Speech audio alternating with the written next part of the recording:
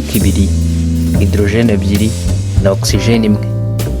Akora ikintu kizwi nka H2O. Amazi ni iki? Usuye urubuga rwitwa Wikipedia mu Kinyarwanda bakubwira ko amazi ari ikinyobwa nkenerwa kirwanya inyota, kikifashishwa mu yindi mirimo itandukanye.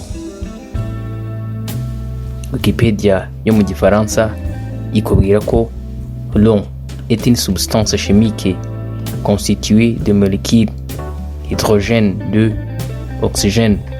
C'est composé très stable mais aussi très réactif. Ugenekeje mu Kinyarwanda bakubwira ko amazi ari ikinyabutabire gikozwe na molekile ebyiri, hydrogène ndetse na oxygène nk'uko twabivuze haruguru. Uyu munsi kuri inono+tv tugiye kuvuga ku kamaro ko kunywa amazi ndetse n'igipimo cyayo ugomba kunywa ku munsi kugira ngo ubuzima bwawe bugende neza. Niba utarakora subscribe, uyu ni umwanya wo kuyikora, ubundi ibiganiro by'ubwenge nk'ibi bikajya bikugeraho ku gihe. Kunywa amazi ni ingenzi cyane ku buzima bwa muntu. Nubwo bizwi ko nta ntungamubiri amazi agira, nyamara ni ikinyobwa cy'ingenzi kandi cy'ingirakamaro mu buzima bwacu bwa buri munsi. Birantangaza cyane ukuntu amazi ari ingirakamaro kandi atarimo intungamubiri, nyamara atariho natwe ntitwabaho. Mu bigize isi dutuye, amazi niyo yihariye ubuso bunini, ndetse n'umubiri wacu wose 2/3 byawo ni amazi. Si twe gusa dukenera amazi ngo tubeho, kuko ibinyabuzima byose aho biva bikagera bibaho kuko amazi ariho. By'umwihariko umubiri wacu muri rusange, amaraso agizwe na 83% by'amazi. Ibisigaye bikaba ibindi nk'insoro, imikaya igizwe na 75% n'amazi. Ubwonko bukagirwa na 74% by'amazi, naho amagufwa 22% byayo nayo n'amazi. Umubiri w'umuntu iyo urebye usanga umutima nawo ugizwe na 79% by'amazi, ibihaha bikagirwa na 80%, mu gihe umwijima cyangwa se witwa liver mu Cyongereza ugizwe na 72%. Amazi agira uruhare runini mu mikorere y'umubiri wacu, nko mu kuringaniza ubushyuhe, igogorwa ry'ibiryo, gusohora imyanda mu mubiri, kugira uruhu rwiza n'ibindi binyuranye. Reka turebere hamwe akamaro ko kunywa amazi. Amazi afite akamaro mu kuringaniza igipimo kizwi nka pH. Umubiri w'umuntu ugomba kugira pH iri hagati ya 7.35 ndetse na 7.45 kugira ngo ukore neza. Iyo pH igiye munsi y'igipimo nkenerwa bitera imikorere mibi y'umubiri, nko gukoresha nabi intungamubiri zinjiye, yaba imyunyungugu ndetse na za vitamine. Kugira pH iri mu kigero kiri munsi cyangwa se kiri kuri rugero bifasha umubiri kwinjiza umwuka mwiza, bigatera ingufu umubiri, bikanawurinda indwara. Ubigeraho iyo unywa amazi. Amazi kandi afasha mu kugabanya ubushyuhe bw'umubiri. Nkuko twabibonye, igice cy'umubiri wacu kigizwe n'amazi. Abantu turi intahinduranya bushyuhe, bivuze ko ubushyuhe bwacu buba butagomba kuba bwinshi cyangwa se ngo bube bukeya. Mu gihe cy'impeshyi cyangwa se iyo dukoresha ingufu cyane, usanga tubira ibyuya kugira ngo ubushyuhe bwiyongere mu mubiri wacu bugabanuke. Ibyo byose bigerwaho neza iyo unywa amazi. Amazi kandi afite akamaro ko kurinda amagufa. Abantu bageze mu zabukuru by'umwihariko bagira amagufa adakomeye, mu buryo kuvunika kwabo biba byoroshye, ndetse niyo bavunitse ntibungwe. Kunywa amazi rero byongerera amagufa gukomera. Amazi kandi ari mu bidufasha guhumeka neza. Ubushakashatsi bwerekana ko iyo duhumeka twinjiza umwuka mwiza wa oxygene, hagasohoka gaz carbonique. Amazi rero ngo niyo atuma uyu mwuka mwiza ukwirakwira mu mubiri, bikanatera umubiri kongera ingufu. Amazi afasha mu mikorere y'umubiri. Amazi atwara oxygene, intungamubiri hamwe n'imisemburo, akabikwirakwiza mu mubiri, ndetse akanaba inzira inyuzwamo imyanda. uturemangingo dupfuye bisohoka mu mubiri. Ibi byose hamwe no gukoresha kwa enzyme na proteine bikenera amazi. Amazi adufasha mu kurinda umugongo. Umugongo wacu ufatiye ku ruti rw'umugongo rugizwe n'utugasire tugerekeranye.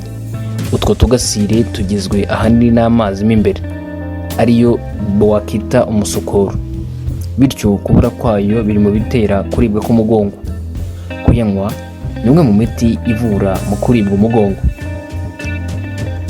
Amazi kandi afasha mu kurinda kwituma impatwe, kurwara umutwe uruhande rumwe ndetse no kuribwa igifu. Byose biterwa no kubura amazi mu mubiri. Kuyanywa ni ukubyirinda ndetse no kubyivura. Amazi agira uruhare mu kurinda utubuye two mu mpyiko. Mu kwirinda ko impyiko zikora nabi cyangwa se zangirika, ni ngombwa ndetse ni na byiza kunywa litiro byibuze zigera kuri 2 z'amazi buri munsi ku muntu ufite ibiro biri hejuru ya 70. Ayo mazi akamaro kayo ni ugusukura no gutuma impyiko zikora neza, kuko imyunyu igeramo yivanga n'amazi bigasohokana. Amazi afite akamaro mu kurinda indwara z'umutima.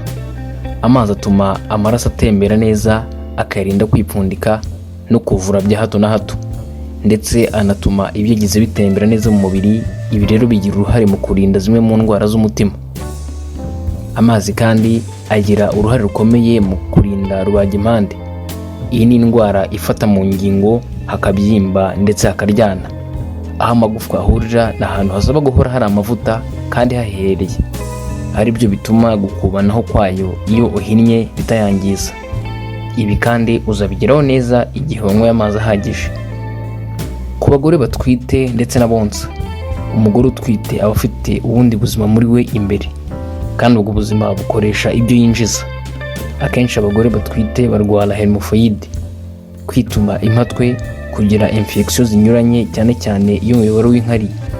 Ibyo byose kunywa amazi birabirwanya bihagije. Rero ni kimwe no ku mugore wonsa. Kunywa amazi birinda umwana we kugomera. Uruhu rwiza. Kurwara umwera, gusitagurika iminwa, kugira uruhu rukanyaraye, byose byerekana ko umubiri wawe nta mazi ahagije arimo. Kuyanywa ku rugero ruhagije ndetse gutegekwa n'abaganga birabikurinda. Amazi agira uruhare kandi mu kongera ububobere. Ku bagore, kunywa amazi ahagije bituma ububobere bwo mu gitsina cyabo buba bwiza, bityo bikarinda kuba yakomereka mu gihe cyo gukora imibonano mpuzabitsina. Wakibaza uti, ese nanywa urugero rungana gute rw'amazi? Mu busanzwe nta mazi menshi abaho, gusa hari igihe ushobora kuyanywa menshi bikagira ingaruka mbi, nko mu gihe uyanywa mbere gato yo kurya, kuko bituma igifu cyuzura ukarya bike, ubwo n'intungamubiri zikaba nke, ugakurizamo gutakaza ibiro. Gusa biba byiza none ku bantu bifuza gutakaza ibiro.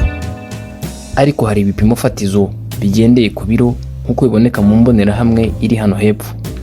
Bigaragaza ko ku muntu ufite ibiro 30 agomba kunywa litiro 1 y'amazi ku munsi. Ibiro 40 litiro 1.3, ibiro 50 litiro 1.7, ibiro 60 litiro 2, ibiro 70 litiro 2.3, ibiro 80 litiro 2.60, ibiro 90 litiro 3 zuzuye, ibiro 100 litiro 3.3. Umuntu ufite ibiro 150 aba afite umubyibuho ukabije, aba agomba kunywa amazi angana na litiro 5 ku munsi. Icyitonderwa ariko kuri aya amazi avugwa hano ni amazi meza, atetse cyangwa se yatunganyijwe hagashyirwamo imiti. Ayanyuze mu ruganda nubwo ari meza, ariko hari ibikurwamo n'ibyongeramo bituma atakaza umwimerere. Ayo ushobora kuyanywa mu gihe andi atahabonetse. Ikindi ugomba kuzirikana, iyo unyoye ibindi binyobwa bidasembuye n'ubundi uba zirikana ko iyo unyoye ibindi binyobwa bidasembuye n'ubundi uba hari amazi winjije. Bityo mu kunywa amazi ujye wibuka ko wananyoye igikoma, icyayi cyangwa se umutobe. Icyakora inzoga zo aho kuyongera ahubwo ziragabanya. Niyo mpamvu mu gihe wazinyoye ugomba kunywa amazi menshi kugira ngo wirinde umwuma.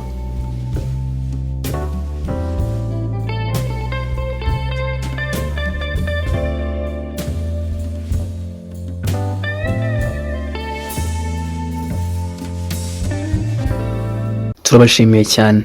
Mukomeze gukurikirana inono+tv, ibindi biganiro byuzuyemo ubuhanga ndetse n'ubwenge biri mu nzira. Ciao.